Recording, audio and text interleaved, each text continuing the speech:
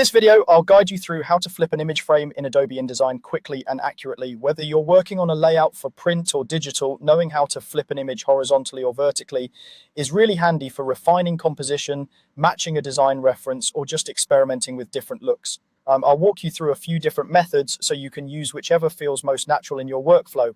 Let's start by selecting the image frame. Make sure you're on the selection tool, which is the black arrow in the toolbar on the left side of your screen. This is the standard tool you use to move and resize objects. Click once directly on the image. When you do this, you're not just selecting the picture itself, you're selecting the frame that holds it along with its content. You should see the bounding box appear around the object, confirming that it's active and ready to be transformed. Now, the first and most straightforward way to flip the image is by using the control panel at the top of the workspace.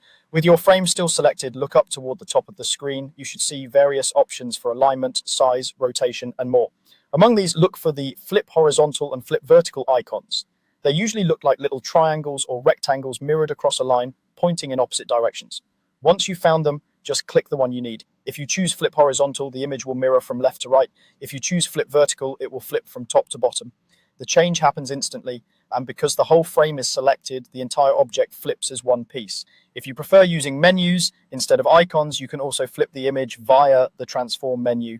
With the frame still selected, go up to the menu bar at the very top of the screen and click on Object. In the drop-down menu, hover over Transform. A sub-menu will appear with a list of transformation options. From there, choose either Flip Horizontal or Flip Vertical. Just like before, the image will mirror across the selected axis. This menu-based method is helpful if your control panel isn't visible, or if you simply like to work more from the top menu bar. There's also a more manual method that gives you a very visual sense of what's happening. This involves dragging the frame to flip it. Again, make sure the selection tool is active and your image frame is selected. Move your cursor to one of the corner handles of the bounding box. Click and start dragging that corner past the opposite side of the frame. While you're dragging, hold down the Shift key. Holding Shift helps keep the transformation clean and controlled.